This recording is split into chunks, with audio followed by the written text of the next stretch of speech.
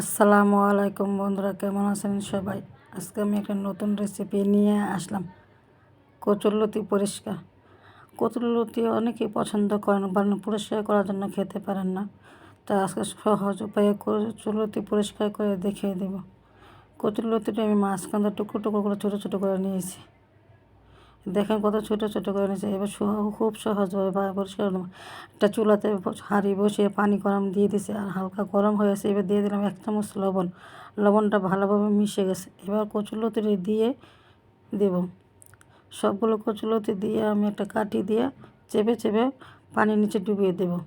এবার ঢাকনা দিয়ে ডেকে দিলাম। এবার ঢাকনা খুলে দেখবেন বেশি যেন সিদ্ধ না হয়। এবার ঢাকনা খুলে গেছে, পানিটা বলক এসেছে। এবার দেখব কচুরলতিটি আঁশ ছুটে কিনা। হ্যাঁ, আঁশটা ছুটে এসেছে। এবার কমে আমি নামিয়ে নিলাম। এখানে ঠান্ডা হয়ে গেছে। এবার দেখেন আঁশগুলি কত সহজে সেরে আসছে। আর কচুরলতি কাঁচা অবস্থা বাঁচতে গেলে চুলকায়, হাত চুলকায়, কালো হয়ে যায়। এটা কোনো হবে না, হাতও চুলকাবে না, কালো হবে না। খুব সহজে আঁশগুলো ছেড়ে আসছে। দেখেন এভাবে যদি কচুরলতি পরিষ্কার করেন, আপনি হাত চুলকাবে না। কচুরলতিটা এত সহজে পরিষ্কার হচ্ছে ভাবতে পারবেন না। দেখেন কীভাবে আমি কচুরলতিটি পরিষ্কার করে নিচ্ছি।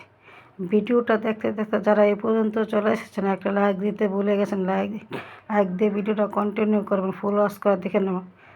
দেশ ও দেশের বাইরে যারা নতুন বন্ধু আছে, চ্যানেলটি এখনও সাবস্ক্রাইব করেন না, চ্যানেলটি সাবস্ক্রাইব দেবে। আর অলরেডি যারা চ্যানেলটি সাবস্ক্রাইব করে দিয়েছেন তাদেরকে জানাই অসংখ্য ধন্যবাদ। প্লিজ যারা নতুন বন্ধু এখনও আছেন, আমার চ্যানেলটি সাবস্ক্রাইব করেন, আমার ভিডিও দেখছেন, প্লিজ চ্যানেলটি সাবস্ক্রাইব করে দেবেন। এই যে কচুরলতিটি আমি ভালোভাবে পরিষ্কার করে নিচ্ছি। এত সহজে পরিষ্কার করা যায় কচুরলতি, অল্প সময় খুব সহজে। দেখেন কচুরলতিটি আমি কত পরিষ্কার করে নিয়েছি। এবার ছুরি দিয়ে ছোটো ছোটো করে কেটে নেব, টুকরো টুকরো করে কেটে নেব। দেখেন কত ছোটো ছোটো করে আমি টুকরো করে কেটে নিচ্ছি।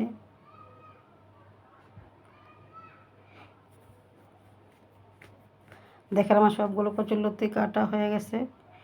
হাতও কালো হয় না, চুলকায় না। এবার চলে এলাম চুলাতে পাইপ্যান বসিয়ে দিয়ে দিলাম সরিষা তেল দিয়ে কচুরলতিটি দিয়ে দিলাম, আর একটু হলুদ গুঁড়া দিয়ে দিলাম, আর একটু লবণ দিয়ে দিলাম।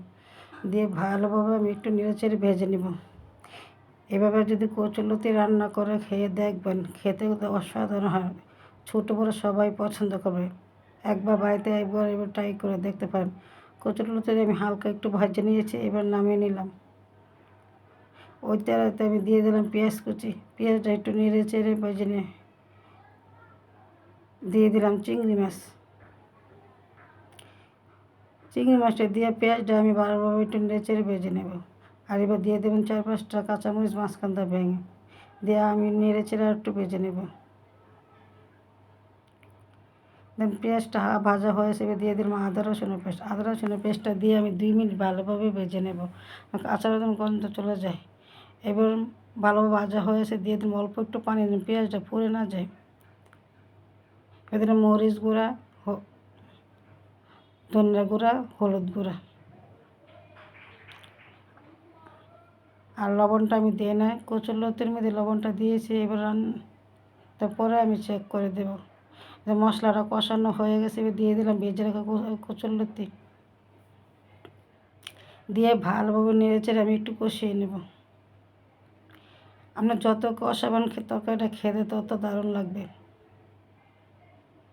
কষানো হয়ে গেছে, আমি ওই বাটিটা ধুয়ে একটু পানি দিয়ে দিলাম। দেখেন তরকারির কালারটা কত সুন্দর এসেছে। লবণ হয় না, আমি চেক করে একটু লবণ দিয়ে দিলাম। আর বর্ষা দিন কচুরলতি চুলকাতে পারে, তার চুলকাইবার জন্য এই জন্য দিয়ে দিলাম 1 ফোঁটা লেবুর রস। লেবুর রসটা দিয়ে আমি ভালোভাবে নেড়েচেড়ে দিয়ে একটু ঢাকনা দিয়ে ঢেকে দেবো। এবার ঢাকনা করলে নেড়েচেড়ে দিব, পানিটা শুকিয়ে যায়। পানিটা যতক্ষণ না শুকাবে ততক্ষণ আমি একটু জল দিয়ে নেব। এই পানিটা শুকানো হয়ে গেছে, এবার নামিয়ে